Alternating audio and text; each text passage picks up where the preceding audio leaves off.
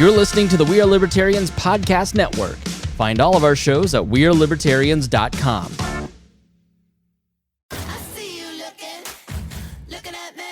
Can I have your attention, please? Yes, hi, Wanda Sykes here. You ever think about all the nicknames we have for breasts? Boobs, tatas, the girls, chesticles, bubbies. Heck, you might even have your own nickname for them. And yet, even though they get so much attention, they're still so ignored when it matters most. What's up with that? Well, on February 9th, tune in to see why I'm talking so much about breasts and visit yourattentionplease.com to learn more. This episode is brought to you by Abercrombie. Build your fits of the day with Abercrombie's newest denim drop. Here's where to start. Abercrombie's 90s straight jean goes with any shirt from tees to sweater polos. Super versatile. Their loose and baggy jeans are more trend forward, so you can grab those and go out with your friends. Abercrombie's denim fits come in a range of washes. Build your looks around Abercrombie denim. Shop online or in store. Hi guys, welcome back to the Kris and Jessi show with Chrissy and Jess. I'm your co-host Chrissy. I'm Kris. As you'll notice, that is not Jess, that is Kris, but that's okay. Not nearly as pretty, but that's okay. I'm extra pretty for the both of us.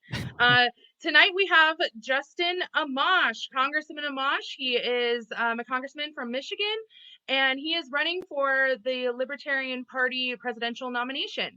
That will be on May 22nd is our convention, where we'll be deciding who is going to be our leader. So tonight we are going to bring on 15 delegates that are going to talk to Congressman Amash. We're going to cover a lot of ground tonight, and we're going to talk to 15 delegates that are undecided that will vote at the convention. And we're going to take short questions and then give the congressman about 3 minutes to get through them all. And without further ado, let's get started, Chrissy. Yay! Hey, Hi, guys. Congressman Amash. How are you doing? Good. How are you? We're great. We're doing very well. So thank you so much for joining us. Yeah, no problem. Happy to be here. Absolutely. So, Chrissy, do you want to get started with the first question? Yeah, let's go ahead and just jump right into it, guys. So I'm going to introduce you to all of these delegates, give you a little brief bio about them. First up, we have Morgan Rigg. He is an activist from the Libertarian Party of Indiana, and he has a question for you. What's your question, Morgan? Okay, thank you. Hi, Congressman. To quote Bruce Willis, welcome to the party, pal. My question to you is this. Your campaign website was recently launched, and while there's a way to donate or sign up for emails, there's no way to volunteer. How can people who want to join Team Amash do so? Well, thanks for the question. Right now, you can contact us at contact@amashforamerica.com. We're working on adding stuff to our website. Obviously, we want to add some issues and add an expanded opportunity for people to volunteer and purchase things and do other things on there. But because we launched this campaign relatively quickly over the past couple weeks, we wanted to get at least some stuff up there first. But you can reach us again at contact@amashforamerica.com if you'd like to help out. And we need all the volunteers we can get. It's important that we have people from around the country helping out. This is going to be a national campaign. I'm hoping to earn the nomination, but then we're going to take it really hard at the other two candidates in the general. So thanks for the question. Awesome. All right. Up next, we have Mary Gerald, who currently serves as the Deputy 3rd District Coordinator for the LP of Kansas. She is the co-leader of the Kansas City area chapter of LOLA, that is the Ladies of Liberty Alliance. She is a former LP candidate for local and statewide races. So without further ado, Mary, what is your question? Yes, Mr. Amash, in a recent town hall meeting online, you said that as president, you would give Congress 90 days to officially declare war in countries where we have troops engaged in conflict. Why not bring all the troops home immediately rather than allow another 3 months of death to innocent people for the sake of an official congressional declaration? Well, thanks for the great question. It's important that we have the people on our side when we do this, because if you go in there and you say, we're just going to bring them home tomorrow, a lot of people will say, well, there's already authority to do all of these things overseas. There's already authority to go to war. And there will be a lot of people in Congress who say that there's already authority to do all of that. I don't agree that there's authority to do the vast majority of what they're doing, like 90-something% of it. So you tell Congress you have 90 days, that puts them on the spot and flips the political pressure onto them. If they want to continue some of these wars, they can go to the American people and say to the people, we want to do these actions in these countries. And if the people support it, then they can go ahead and try to authorize it. But it puts the onus on Congress. And I think that's really important. We want to flip the script and restore the war-making power to Congress and take it away from the presidency, which is what it is now. Right now, the president is basically calling all the shots. I want to take that away.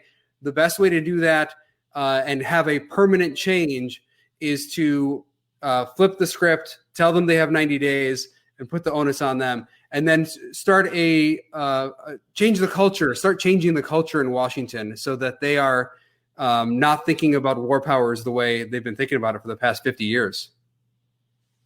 All right. Longer than 50 years, actually. It's been a while since they actually declared a war. Thank you so much, Mary. Chrissy? Okay, so next we have Brian Waddell.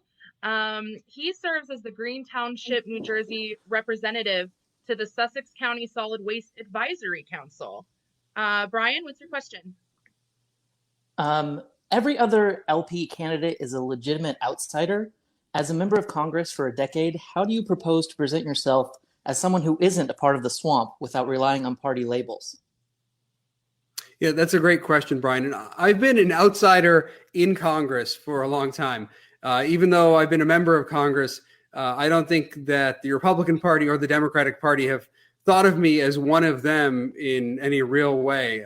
The way I operate in Congress is totally different from the vast majority of the members of Congress. There's only maybe a couple members who are actually pretty independent and libertarian.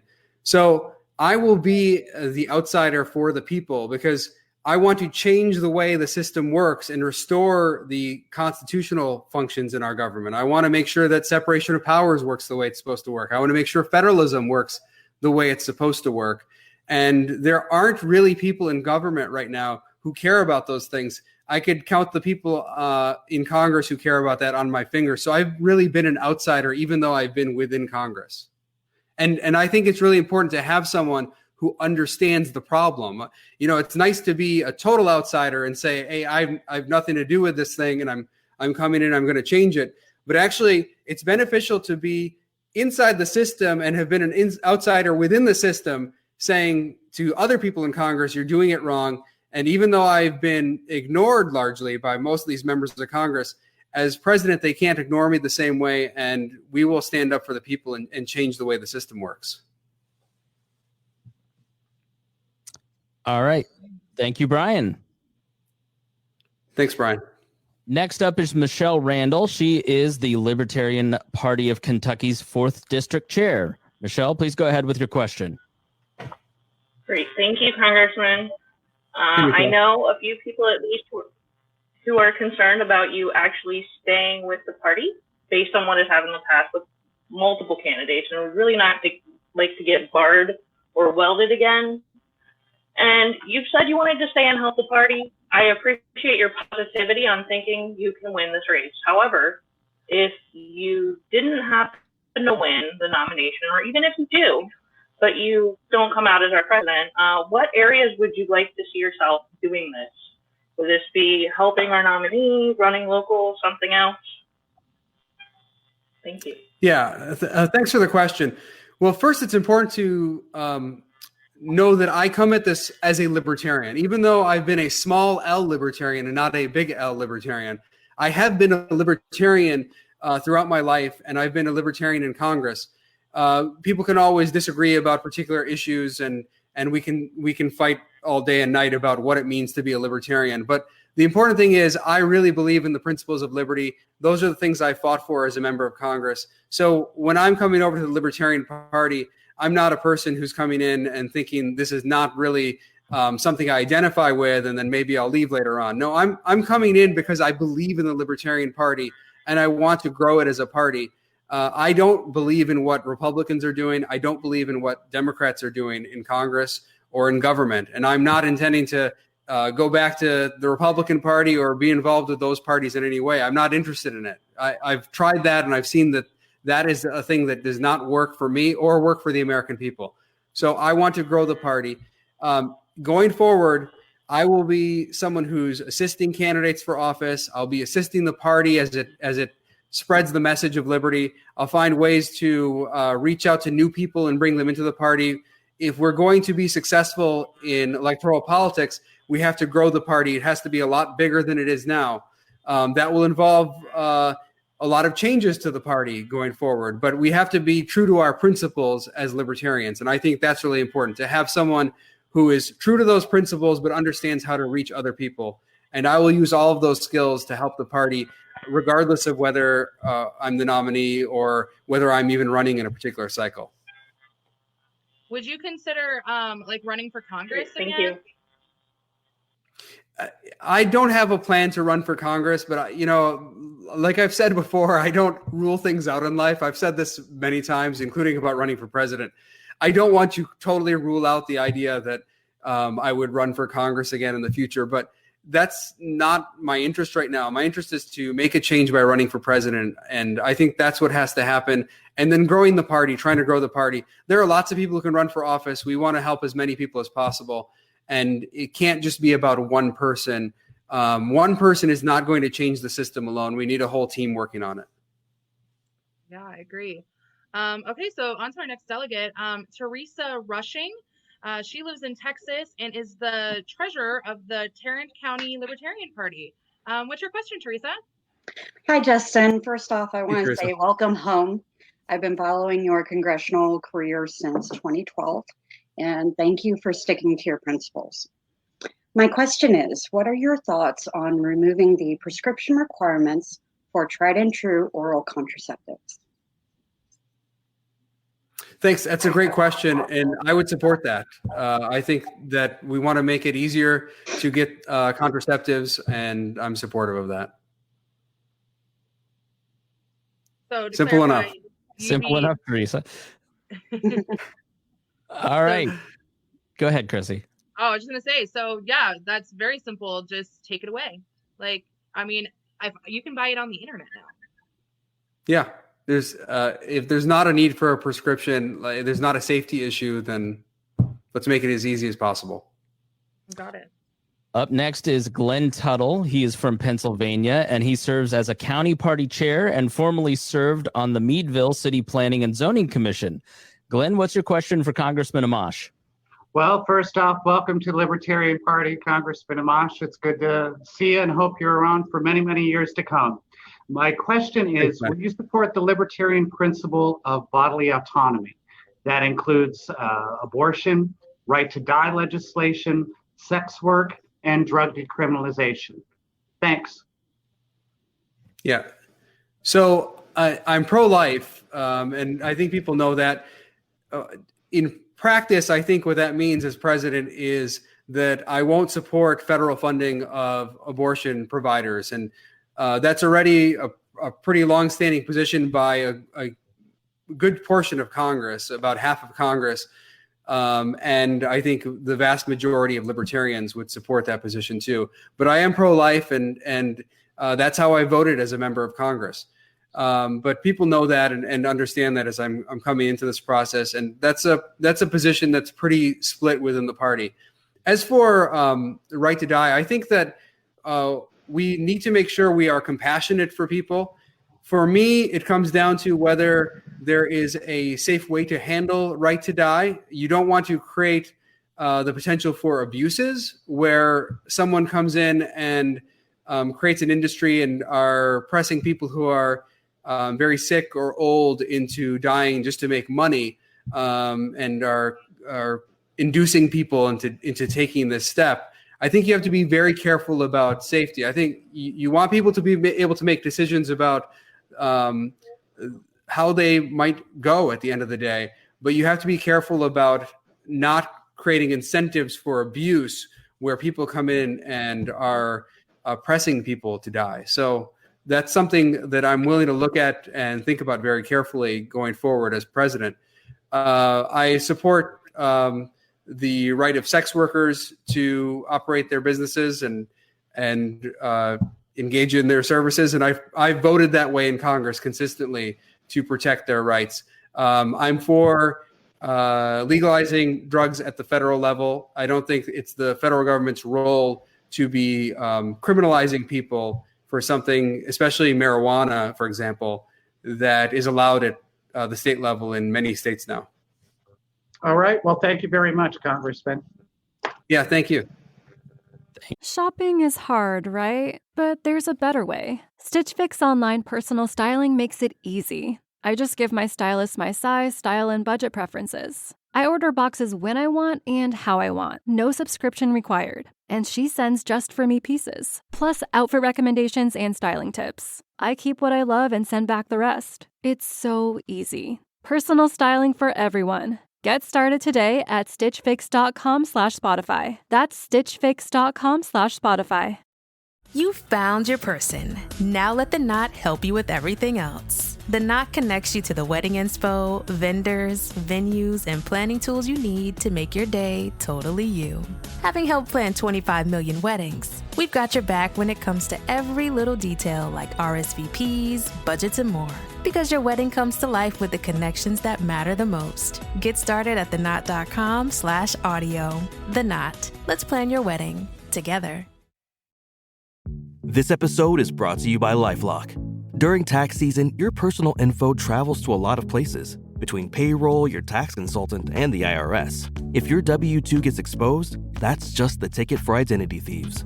That's why LifeLock monitors millions of data points every second. If your identity is stolen, they'll fix it guaranteed or your money back. Don't let identity thieves take you for a ride. Save up to 40% your first year. Visit LifeLock.com/podcast. Terms apply. Thank you, Glenn. Okay, so on to our next delegate. We have Christopher Gill, who is a state party leader here in Ohio. He actually is newly elected to the Central Committee, and he's a former public school teacher. Christopher, what's your question? Hello, good evening, Congressman. Thanks for taking a moment to speak with us tonight. So my question is, it's kind of a two-part. Should you win our nomination, as folks like myself go around canvassing for a Libertarian candidate? First question we're going to get is, what's the Libertarian Party? And then the next question we're going to get is, who do you guys have running and why should we vote for them? So my questions for you are, what are the kinds of voters, demographics, or what have you, that you think we have a shot at getting their votes? And then what's the elevator pitch to them? Well, I think there is a broad segment of the public that is open to our party and open to libertarian ideas. And in fact, I've said this many times. I think that the plurality, or perhaps the majority of Americans, are very closely inclined to support, or very highly inclined to support, libertarian ideas or classical liberal ideas, because at the heart of Americanism, this American experiment that we have, are these ideas of liberty and the protecting people's rights. So it's a natural thing for them to support. The point that has to be made when you talk to people is to think through the issues one by one. I actually think that libertarianism is very appealing when you look at the issues one by one. It's actually in the abstract, ironically, because this is counter to what a lot of people think. It's actually in the abstract that maybe it's a little bit harder for people to grasp. They hear about libertarianism and they think they have pretty biased views of what libertarianism is. I get asked about traffic lights, or are we going to have traffic lights, or will we have roads, or they come up with a lot of biased perspectives of what libertarianism is. And when you can get past that and talk about all sorts of issues and address their uncertainty about things, I think you can win people over. So it'll be about reaching out to everyone. In this kind of campaign, for example, there are lots of young people, I think, who will be open to the Libertarian Party. You have two candidates in the Republican and Democratic Party who are from a very different generation and have a very different outlook on the world and on freedom. So we want to be able to reach out to those people.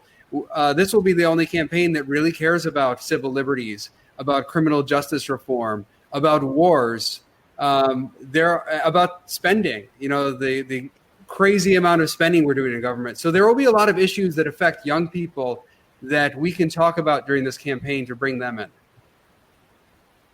Thank you, sir. Yeah, thank you. Awesome. We're waiting on another delegate to hop on here. We're a little ahead of schedule. So if you don't mind, I have a question. Yeah, go ahead.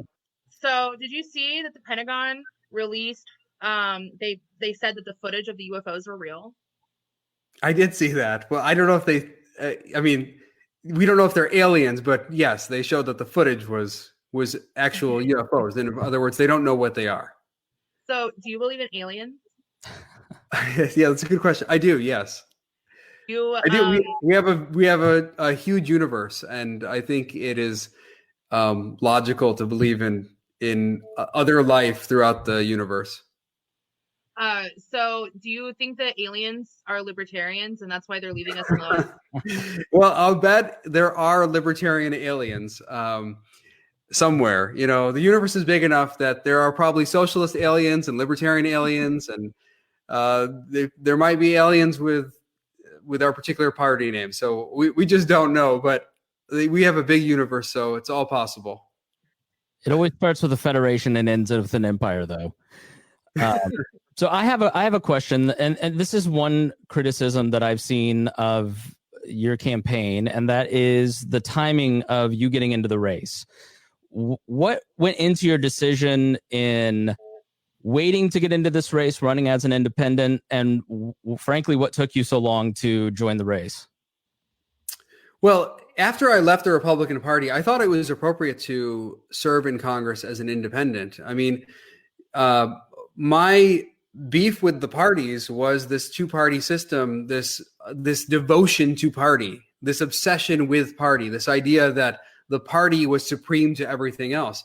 I think that's a really unhealthy thing, and that would be an unhealthy thing within our party now as libertarians. That would be very unhealthy to have this view that the party is more important than the principles and more important than all the ideas and positions we take.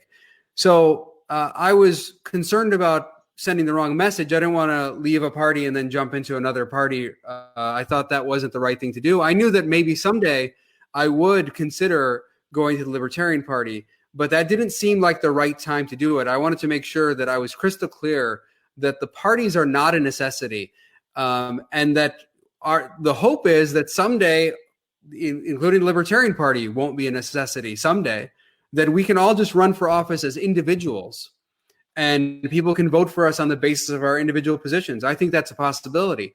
But in the near term, it's clear to me, and by near term, I mean certainly for the next decade, it's clear to me that you do have to have a strong competitor to the other parties. We have to build up another party that will strongly compete with Republicans and Democrats and take them on, because that's the system people know right now. That's what they're comfortable with. They're still comfortable with the idea that you align yourself with a party. They're not ready yet for everyone in Congress to be independent and unaffiliated. We're just not there, but that'll be there someday. But for now, I want to be a part of this party. I was starting to look at it back in February, actually. That's when I paused my congressional campaign.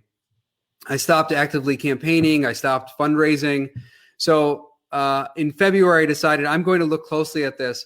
And the only reason it was delayed longer than that, really, I mean, I would have made a decision probably in February, was that the coronavirus pandemic happened. And as a result, I had to reassess everything. I had to make sure that I was able to care for my district as their representative, that I wasn't neglecting the service to my district. I didn't want to be distracted right then with a political campaign for president, for sure. I mean, that would be very complicated. So I didn't want to do that. I wanted to make sure I was focused on my constituents, focused on the legislation and doing the right thing for them. Once I felt we had done enough in Congress in terms of getting through some of the big legislative obstacles and taking care of some of the initial concerns of constituents, and there are ongoing concerns on both fronts, legislative and constituent concerns. But once I felt like we had dealt with some of the immediate emergency, then I thought now it's time to reconsider this presidential campaign. And that's what I did starting a few weeks ago, and ultimately decided that this was something that was winnable, that there was a path to victory. I didn't want to jump into it if I didn't think there was a path to victory. That doesn't mean I wouldn't have joined the Libertarian Party, because it's likely I would have joined the Libertarian Party either way. But I wanted to make sure that there was a path to victory if I was going to jump in for a presidential campaign. And if I wasn't going to do it, I almost certainly was going to be supportive of the Libertarian Party and supporting the Libertarian Party's nominee. All right. Thank you very much. Chrissy? So what's the biggest risk you've ever taken in your life? The biggest risk I've ever taken. I mean, that's something I'd have to think about more carefully to say the biggest risk. I've taken, risks in Congress with some of my votes. I don't know that they're the biggest risks of my life. In some ways, running for president is a big risk. This is definitely up there as one of them. I was in a position to win re-election in my district. We were polling the district and we were ahead in the polls. We were fundraising in the district and we were ahead in the fundraising by significant margins while I was still in the race. In fact, the last full quarter where I fundraised, we raised as much as the 10 candidates in the race combined. So I felt very confident about winning the district again as an independent, and I had to decide whether it made sense to pursue that or proceed with a presidential run, and ultimately decided that this was a risk worth taking. But it is a risk. It definitely is something that was not easy, and I took a lot of time to think about, because I do enjoy representing my district. I'm honored to represent the district. It means a lot to me, and I feel like I can do a good job for the district as an independent in Congress. But I think the right thing to do was to jump into this race. Yeah, I'd say running for president qualifies up there as a big risk. Yeah, it's a big one. Our next delegate is Stephen Paul Dieter. He is a professional voice actor. Stephen, please ask your question of Congressman Amash. Hey, Stephen. Hello, Congressman Amash. So there's a considerable amount of evidence to support the idea that one of the reasons why we currently suffer under the two-party duopoly as we do is because of the mathematics of the first-past-the-post system itself. What's your opinion of voting reform measures such as ranked choice voting or the single transferable vote?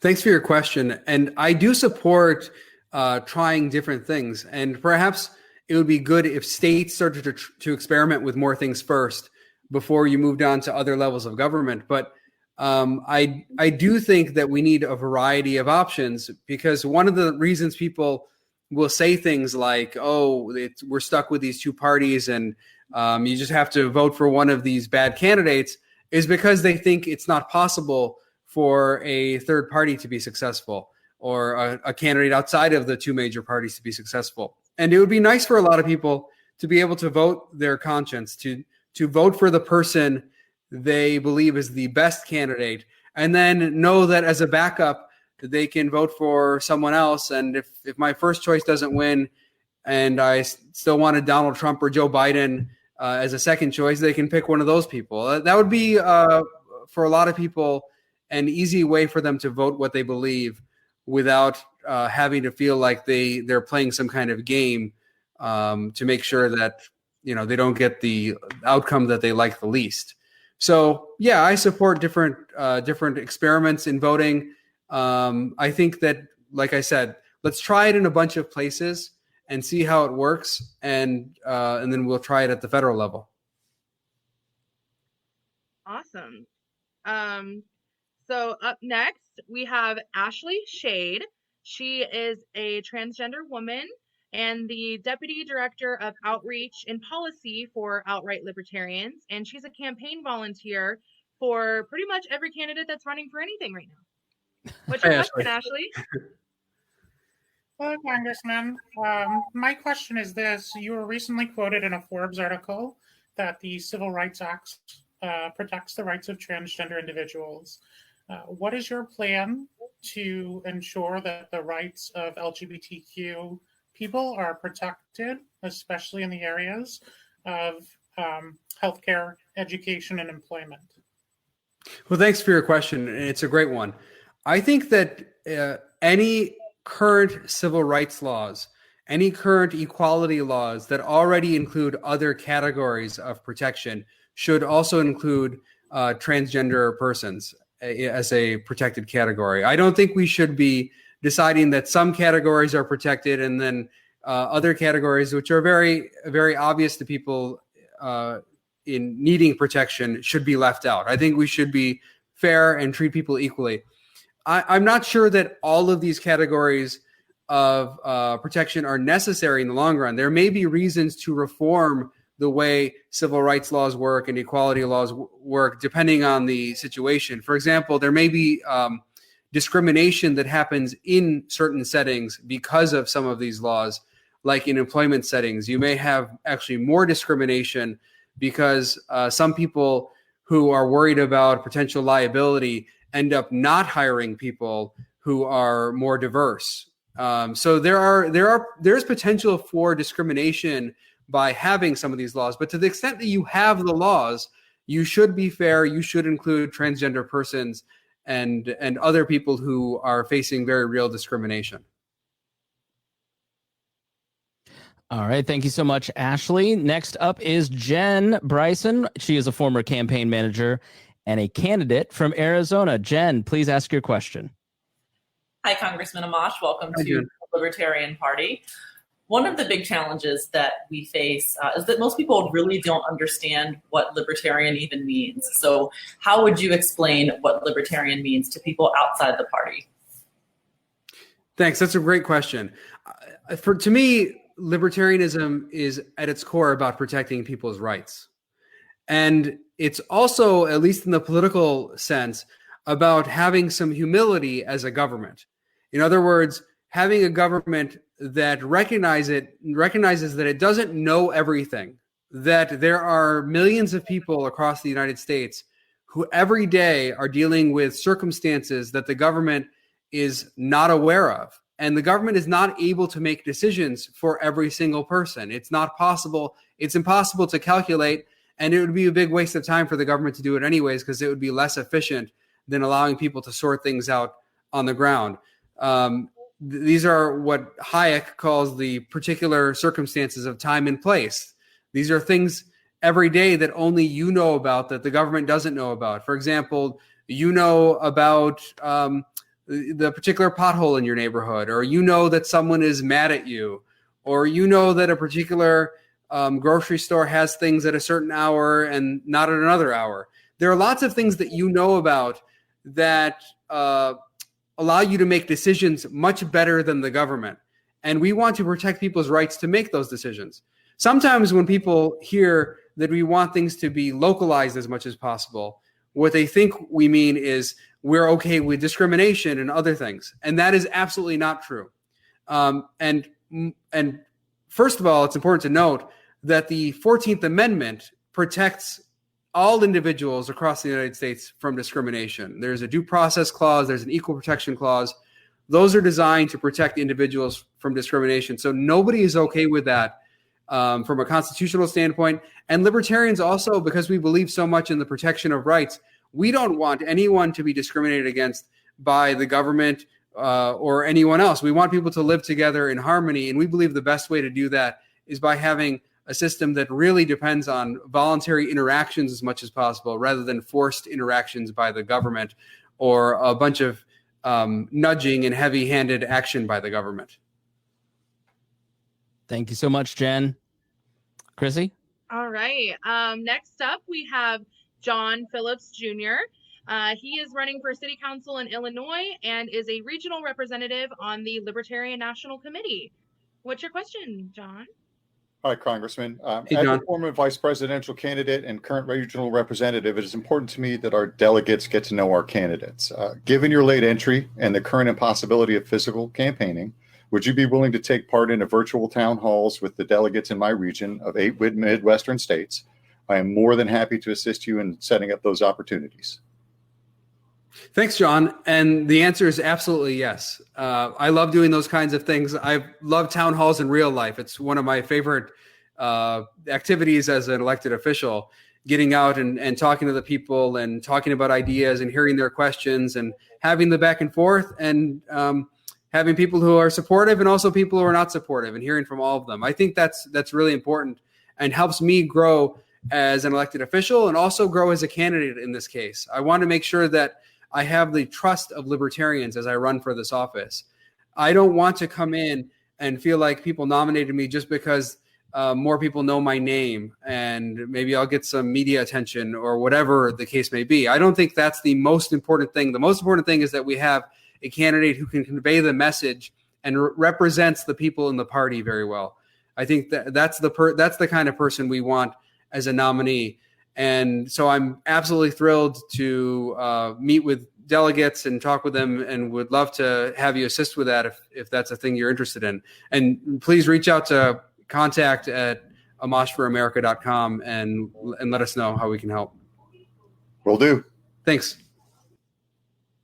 All right. Up next is Jill Pyatt. She served as chair of the Libertarian Party of Pasadena, Glendale region for 8 years and is now the county vice chair. Go ahead with your question, please. Hi, Jill. You ready for my question? Yes. Yes. Mr. Amash, I'm wondering what you would say to your party. I'm wondering what you would say to all the other candidates. If you do become our party candidate, what will you say to all the people that spent a year of their lives, so much money and so much time going around to conventions, hoping for the nomination, and then to have you come in at the last minute? Yeah, thanks. That's a good question, Jill. And what I would say is I respect and honor their work. I think what they're doing is very important to build the party. I think it's really important that candidates do get out there and spread the message.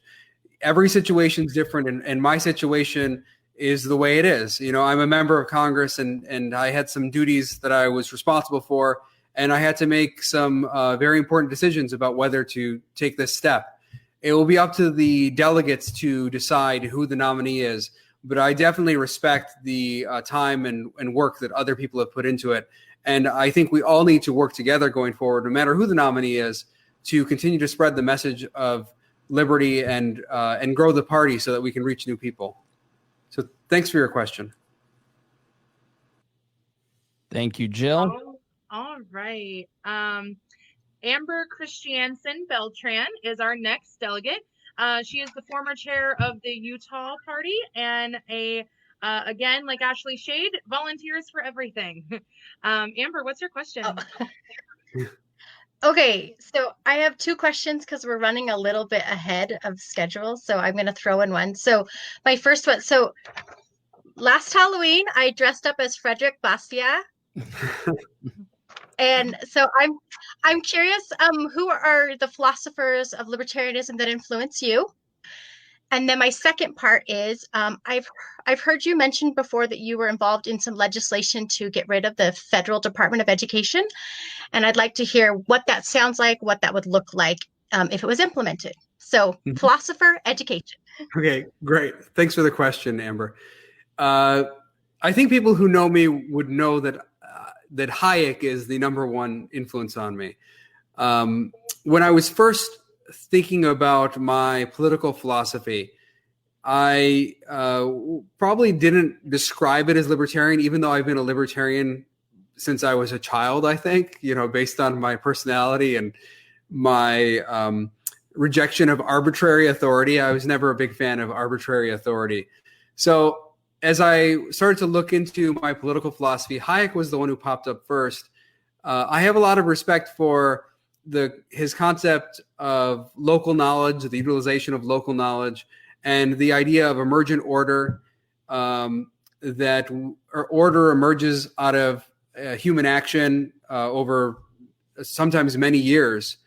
And also he has a strong respect for tradition. I think that's important, and it's an important part of libertarianism that we also have some respect for traditions and existing institutions, that we not think that libertarianism is about overthrowing the whole system overnight, because there are things that develop over many years that are crucial to ensuring our liberty and protecting us as individuals, protecting our rights. And we don't want to just throw them out overnight. We have to actually be deliberative and careful about what we do. it's a bit of arrogance, actually, to think that we can redesign the whole system from scratch. We have to be respectful of institutions that are beyond our comprehension. So Hayek is an important influence in my life. Bastiat, obviously, is an important influence to me. Henry Hazlitt, Mises, of course. There are many people in the, I guess, libertarian sphere who have been influential to me. And as for your second question, remind me of the second question. Someone can remind me. Oh, the Department of Education. Department of Education. Yeah. You had helped put forth some legislation, I guess, to disband it, or I want to know what that would look like if it was actually implemented. That's something I'm passionate about. So. Yeah, thanks, Amber. So I'm a co-sponsor of a bill, Thomas Massey's bill, to eliminate the Department of Education. I don't think we need a federal Department of Education. I think it mostly serves as a big bureaucracy to make education worse for our kids and reduce the amount of resources available to students. You as a taxpayer end up sending money to Washington. It gets moved around a bunch of ways among bureaucrats who make a lot more money than our teachers do. And then they add a bunch of restrictions in place, and they add a bunch of rules about how kids are going to be educated, and they send some of the money back to us, but not all of the money. And in the end, it only ends up being about 10% of the education funding that a state like Michigan gets anyway. So we get all of these strings and other things that make our education system worse. And all of that is just for 10% of the money. And we could have just kept the money and educated the kids better ourselves. There are some people who worry about discrimination that may happen in the education system it's currently handled by the Department of Education. You could have the Department of Justice handle a lot of that instead of the Department of Education. So it doesn't have to be within that department. I just think that with the Department of Education at the federal level, you're just moving a bunch of money around, adding a bunch of strings, and not really getting a lot of bang for your buck. So I would get rid of it, and I think most people would not miss it. They would have more money for their schools and get better outcomes. Thank you. Yeah, thanks. Thanks so much, Amber. Up next is Bennett Morris. He is the former state chair of the Libertarian Party of Illinois and will be running for Congress in the Illinois 5th District. Bennett, go ahead with your question. Thank you. And welcome to the party, Congressman. I am very passionate about our platform, and I serve on the National Platform Committee. I assume that you have read the platform before you joined. What is your favorite part of the platform and your least favorite part of our platform? Thank you. So I've read the platform, and my favorite part of the platform is the overall theme. There's no other party that has a theme centered on the protection of rights. And from the very beginning of the platform, you have a strong focus on rights, that is what the purpose of government is. That's why it exists. And that's what we're about as libertarians, protecting people's rights. So the overall theme of the platform to me is really important. I think that what's a bit challenging for someone like me, of course, is the life versus abortion issue, which in the platform, there's basically a neutral stance on it. For me, as a pro-life person, I think that being pro-life is a libertarian position, and a very strongly libertarian position. But I understand the difficulties and the challenges within the party, and that there are people who have reasonable disagreements about that. But that's probably the toughest one for me. There's also some issues with how we do taxation.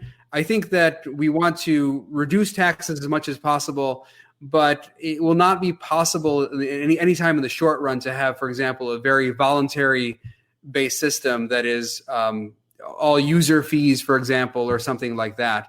There will have to be some kind of tax code, and we need to find ways to get to that better place. And as we continue to push people toward a system that is more voluntary, but there's no way right now in the short run to have anything other than a substantial reform to the tax code that makes it fairer, but it's not going to completely eliminate taxes anytime soon. Thank you so much, Bennett. Chrissy? So our last delegate question before we kind of have some fun is from Deborah Altman. She is a registered libertarian that was elected in a nonpartisan election as a council member for the citywide council for District 75 school in New York City. It's a unique education district of all special needs students that spans all 5 bureaus. She's also the council treasurer and the Staten Island liaison for the council. All right, Deborah, you ready? Yes. Hello, Congressman. I have 2 questions for you. The first one is going to be about special education, because that's who my constituents are. The Individuals with Disabilities Education Act is a federal law that governs free, appropriate education to 7 million children with disabilities in the nation across with an IEP, but it's a long, ongoing, complicated legal process from beginning to end. To navigate along without law degrees, help, guidance, or any required advanced knowledge of their rights or what schools and service options are for their children. It causes thousands of violations to occur every year, with impartial hearings taking years to resolve. It's my daughter. It is a constant battle. It is a constant battle against the massive bureaucratic education system, and it is a top-down administration, like you said earlier, and there is no school choice. So I just want to know what your thoughts are on special education in this country. And if nominated and elected, what would you do as president to help special need parents to ensure the schools follow the laws on special education? And what consequences would you put in place if they didn't? The second question is a little bit more personal. As a fellow Syrian American, such as yourself, how did you personally take the war that was going on over there and how the United States handled it? Thank you. Yeah, thanks so much for your questions. The first question is actually a very challenging question. It's probably the most challenging question of the night. And that's how we deal with students who have special needs in our education system. And I have to spend more time looking at all the various aspects of the laws. It's because it's not a simple issue. And as you explained, there's a convoluted mess for a lot of parents who want to get the best education for their children.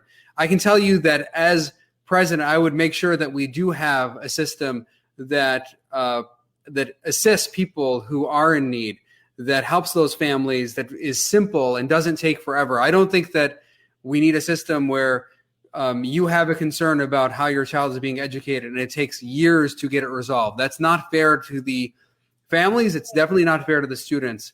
And it's not fair to teachers as well who are educating them. So we have to make sure that we have a system that can resolve these issues very quickly.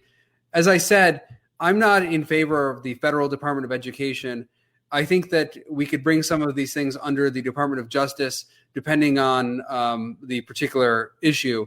But we want to bring as much under the Department of Justice to ensure people are getting fair treatment under the law and aren't having their adjudication delayed in a way that is harmful to the students. So I will focus on it, but I'm actually going to need the help of people like you to walk me through the system and talk to me about the problems so I can learn and become better at this and serve you in the best way possible as president. I think it's important. My commitment is to spend time talking to people about their real problems that are facing them and try to learn. Again, like I said earlier in tonight's broadcast, that I don't know everything about everything. I'm a member of the government right now. I'm a person like anyone else. I think one of the problems we have in government is too many people pretending they know everything about everything, and they don't. And members of Congress don't know half of the stuff, more than half of the stuff that they're voting on. They probably don't know 90% of the stuff they're voting on, yet they act like they know everything about everything. So we need some more humility, and we need to hear from people like you about those issues. As for your second question, as a person of Syrian ancestry, I am not fond of what's going on in the Middle East. I think that a lot of people in government don't understand the systems over there and the culture over there and why there's so much conflict. And we need to be better educated about it. And I think that it's important that we not get into a whole bunch of crazy interventions where we think we can impose our system on people in different parts of the world. It doesn't work that way. They have conflicts that have sometimes been going on for decades or centuries, and we need to be able to think about ways to assist peace rather than always looking for ways to resolve it through war or through fighting.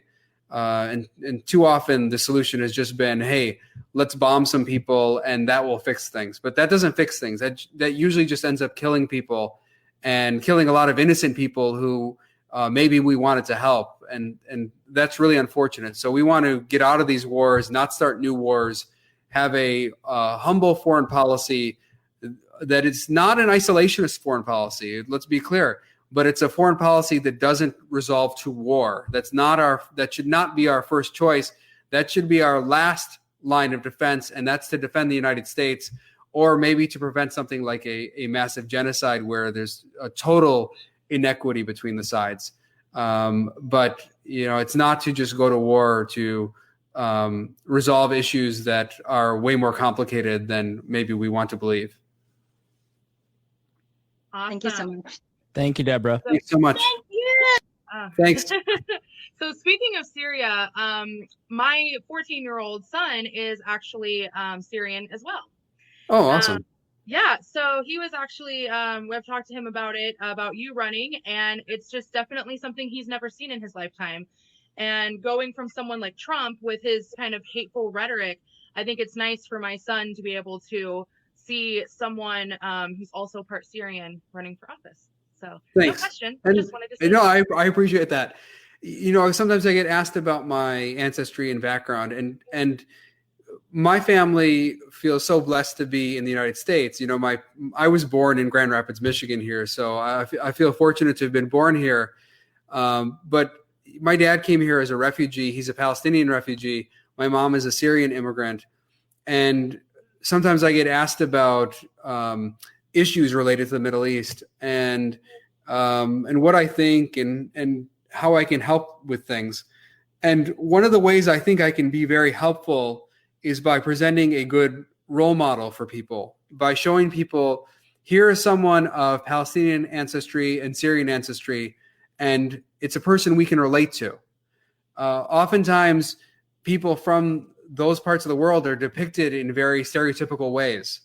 And there are people of those backgrounds throughout the United States, whether they're Christian, Muslim, or Jewish, who have, who would surprise people. I think they would not fit the stereotypes that they might imagine. And they're very American. They love this country. And I want to be that role model for people to see a good example and understand that we can resolve our problems through discussion, and it doesn't always have to be a clash of cultures or putting people down or insulting them based on their backgrounds. Totally agree. So, excuse me, I host the We Are Libertarians podcast, and on our social media, I see multiple times a day that people are not willing to support you because of an MSNBC interview where you said that you were for the universal basic income. So I'd like to ask you, what do you believe about the universal basic income? Do you support it, or are you against it? Yeah, in that interview, I didn't say I was for UBI. What I said was that I would consider it if it were linked to perhaps an elimination of the entire social welfare state. So you can't just layer a UBI on top of our existing welfare system and expect it to work. You have to rework the entire system. Now, if you replace the welfare state with the UBI, I think that there's some compelling reason to support that as a libertarian, that it would reduce the amount of government involved.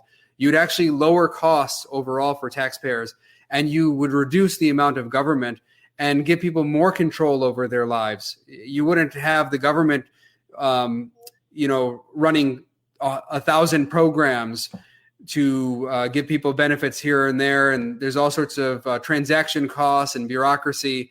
Let's get that all out of the way. That'll actually reduce the size of government. But those have to go hand in hand. It's not a UBI that we layer on top of our current system. You have to get rid of that system. I think in the context of COVID-19, the only thing I've said is that an emergency sort of UBI, it wouldn't really be a UBI because it would be only for a period of emergency, that emergency cash payments are a much better alternative to the convoluted package they passed that cost $3 trillion plus. You're better off having direct payments to the people that go over the course of the emergency. You would do it at a way lower cost. People would be much more satisfied, and you wouldn't leave people out who need the help, as is happening right now. A lot of people who need the help are being left out, and those who are in connected places, they're getting the benefits they need very quickly. So would it be a leading issue for you if you were president or in this campaign? I don't think it would be a leading issue, but I'm open to the concept if we, like I said, we coupled it with an elimination of the welfare state, which is a big change. That's not a small thing. And it's certainly not the kind of thing that you say propose overnight and it happens the next day. This is a long conversation, and people have to move in that direction. I don't know how you do it exactly incrementally, but you would have to have some kind of incremental move in that direction. You'd start with a very small UBI with some significant elimination of the welfare state. But, I'm not at the point where that's something I'm campaigning on or proposing. It's just that I'm open to it. And it's not good to be a leader whose mind is closed to all of these things. We have to be open to ideas. There are lots of ways to move the country in a more libertarian direction that don't mean just eliminating all of government overnight. We have to think about how we do things. And sometimes an incremental improvement can be a significant step toward moving us in a much more rights-oriented direction. Well, allow me to scream and yell and call you not a real libertarian then for having policy solutions, Congressman. Kris, go ahead. So I know you were just on Bill Maher the other day. How does it feel to be on a much more famous show right now?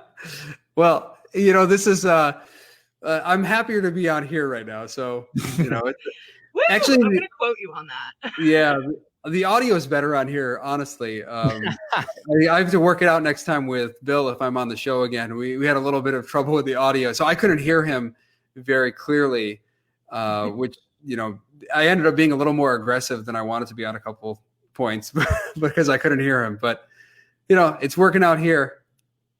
So when you wake up one morning and you look down at your own Twitter, I assume you look at your own Twitter, and the president of the United States with his giant bullhorn has tweeted about you. What is that experience like, and how do you personally react? I mean, the most recent one, I was just kind of like, meh, like I didn't react at all, really. I don't know. It didn't mean much to me. Really, I've been more upset in the past when the president has gone after my friends. He's attacked people like Mark Sanford. He's attacked people like Thomas Massey. That kind of stuff gets me more upset because I know them and they're good people. And I think it's probably easier to get upset about your friends getting attacked. And when I get attacked, I kind of just, it's fine. It doesn't bother me as much because I know who I am and I know what I'm about, and I don't worry about it as much. But when he attacks my friends, that's something I don't really like. Do your mentions especially when I saw like Mark Sanford, when he was very vicious to Mark Sanford, and he even came to a Republican conference meeting and slammed Mark Sanford in front of all of his colleagues, sitting there in person, and I did not like that at all. I thought that was despicable. He's a member of our Republican conference. He was at the time, and he deserved some respect as one of our colleagues and friends. And I thought for no one to stand up for him was really disgusting. And so I stood up for him, and and that's what I would do for my friends. That's just how I feel about it. So were some of those moments contributors to this decision? Yeah, I mean, there's no doubt about it that the Republican Party has taken a very bad turn, and that ultimately led to my leaving the party, and probably wouldn't be here today if not for the Republican Party going in a direction that was completely contrary to what I thought it would, the direction it would take years ago. When I joined the Republican Party, as a candidate, at least, I'd been a Republican growing up, but we don't have party registration in Michigan. So you sort of just, you say you're a Republican and you don't really register. But when I ran for office as a Republican, I thought that I could change the party and make it a more liberty-oriented party. And I realized that I couldn't ultimately. And a big contribution to that was Donald Trump. But, the party was shifting long before he joined the party. I mean, he wasn't a Republican himself. He was a Democrat or something else in the past, but he came into the party and it had already been shifting. The groundwork had already been laid for someone like Donald Trump to come in and take over the party. But yeah, the culture of the party is what dominates now. It's not a party about any principles. It's more a party about personalities. And that's not something I want to be a part of. So I worked for the Libertarian Party during the Ron Paul years, during those campaigns, and it was always tough to have Republican libertarians say to me, like, "Oh, change it from the inside." So do you feel that strategy, I mean, it's probably not universal, but overall, is that strategy something that just doesn't work? Changing a party from the inside? Yeah. Yeah, I think it probably doesn't work at the scale of the Republican and Democratic Party unless you have someone get elected to president. I mean, there's many ways in which Donald Trump had a somewhat revolutionary change to the party, but in terms of at least tone, not in terms of policies. The policies are about the same. I mean, I don't think he's changed the policies as much as people like to believe. It's basically Mitch McConnell running the show, which is how it was before. It's no different. Basically, the policies were the same as Mitch McConnell's policies or John Boehner or Paul Ryan. There's not really a big difference between the Trump Republican Party on policies and the John Boehner, Mitch McConnell Party on policies. But the tone and personality focused aspect of the party, that's very different. I think it's hard to change a party from the inside that is so entrenched like these two parties.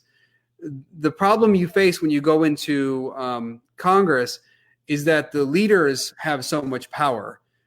Nancy Pelosi has so much power. Kevin McCarthy has so much power. You have the same issue in the Senate where the leadership, they dominate the party. And as a result, if you don't toe the line, if you don't fall in line with the party leaders, you are just excommunicated, basically. They don't want to have anything to do with you. They try to dry up your fundraising. They try to defeat you in a primary. And it becomes very difficult then to even make changes. Your colleagues will start to shun you and other things. So it becomes very difficult to actually change things from the inside. In order to get into a position of power within those parties, you have to suck up to the leadership. You have to do what they want. You have to take the bad votes. They require you to take the bad votes. If you take a good principled vote, you are not going to be part of the team. So yeah, changing those parties from the inside is, I think, an impossibility and not happening anytime soon. So, Congressman, I am an Ohio State alum. Can I get a go Bucks from the Michigan? No, you can't. Sorry, go blue. What is okay? I'm done. Okay, there's 55 people or 45 people in the Ohio delegation, and you just Listen, I love the people of Ohio, and I have lots of friends from Ohio, but okay, I'm a Wolverine. I'm going to make a meme of you, and it's going to be you in Ohio State stuff. So you're welcome. Yeah, I hear it from Nick Gillespie all the time too. So. So I have one final really important question, Mr. Amash. Will you accept my friend request? Yeah, sure. Yeah, I didn't know you had one out there for me, but I will accept it. I even keep going unclicking and refriending just so it's popping up at the top. I'm that kind of annoying. I'll try to find it. And I'll accept it.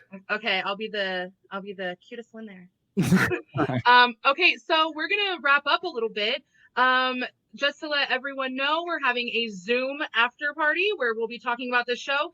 Congressman Amash, I know you're super busy, but if you'd like to, you can come join us. I think I got to spend a little time with my family tonight. Thank you. Family, man. Okay, well, see, we're libertarians. We're socially awkward. We don't talk to our family. We just go on Zoom. So. Yeah. Yep. So we really, really appreciate you taking the time out to come on the most famous libertarian show. And again, thank you. Our delegates have got a lot from this. We'll be sharing this around. Any last words for everyone? Well, just I appreciate the opportunity. I want to earn the respect of the delegates, the trust of the delegates, the votes of the delegates. And please check out amashforamerica.com if you can help out. as I said before, we're going to continue expanding the website, and we'll bring some new things to it. But if you'd like to support us with a donation or signing up for emails, that would be helpful too. We want to start getting the message out to more and more people. Okay, awesome. Again, thank you so much, Congressman. We really thank you. appreciate it. Thanks for coming to our party. Thanks, guys. Take care. Thank you.